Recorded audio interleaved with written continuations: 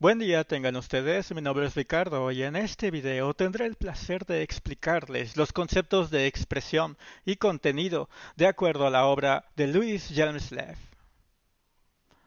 Más específicamente, el capítulo 13 de su libro Prolegómenos a una teoría del lenguaje, que adecuadamente lleva este título.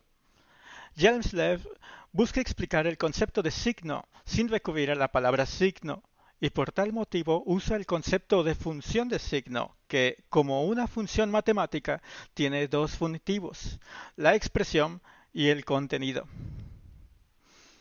Este es el primer concepto que tenemos de estos dos términos, pero no será el único.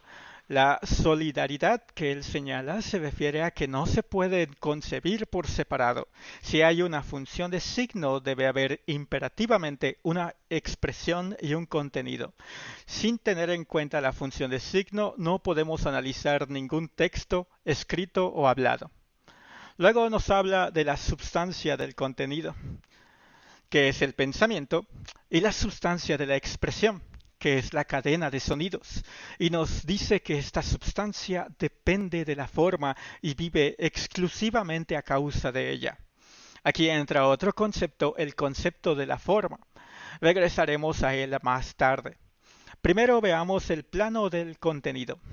Somos introducidos al concepto de sentido del contenido como una entidad definida por tener un propósito que es comunicar un pensamiento, algo que es común en todas las diferentes lenguas.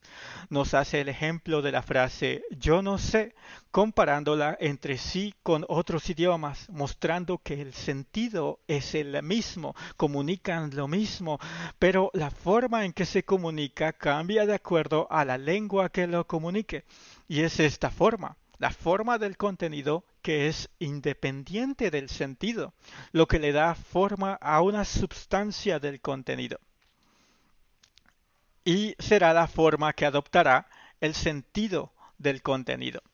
Esto que acabo de explicar sucede y aplica en el proceso del contenido lingüístico en cada texto escrito o hablado. Pero también en el sistema del contenido, la forma del contenido rige cómo se dividen los paradigmas amorfos sin analizar, como en el ejemplo de los colores, en el que varios idiomas tienen diversos y arbitrarios límites entre sus conceptos de diferentes colores dictados por la forma del contenido. Como conclusión en esta parte tenemos entonces que la forma del contenido es instituida por la función de signo, es arbitraria del sentido y solo puede explicarse por la función de signo. Esto también sucede en el segundo funtivo de la función de signo, que es la expresión. En el sistema de la expresión vemos que distintos idiomas también generan límites arbitrarios, como en el ejemplo de la esfera fonético-fisiológica. Los diferentes sonidos que pueden establecerse como fonemas varían de un lenguaje a otro. El sentido de la expresión permite apreciar estas zonas fonéticas, formadas de modo diferente en cada lengua y ordenadas de acuerdo a la forma de expresión, dictada por las funciones específicas de cada lengua. En el proceso de la expresión tenemos de ejemplo las diferentes maneras en las que es posible pronunciar Berlín en distintos lenguajes, sin tomar en cuenta el sentido del contenido. No estamos hablando de la ciudad, sino el sentido de la expresión, ya que todas parecen sonar como un intento de copiar el mismo sonido, pero bajo una forma de la expresión diferente. Las dos entidades, expresión y contenido, que se relacionan con la función de signo, en virtud del signo instituyen los funtivos de la función de signo, que ahora con más precisión pueden definirse como la forma del contenido y la forma de la expresión.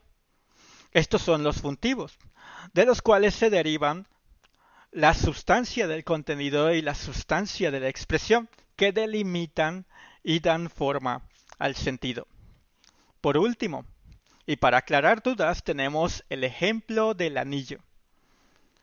En el lado de la sustancia del contenido, una forma de esta sustancia es el anillo físico.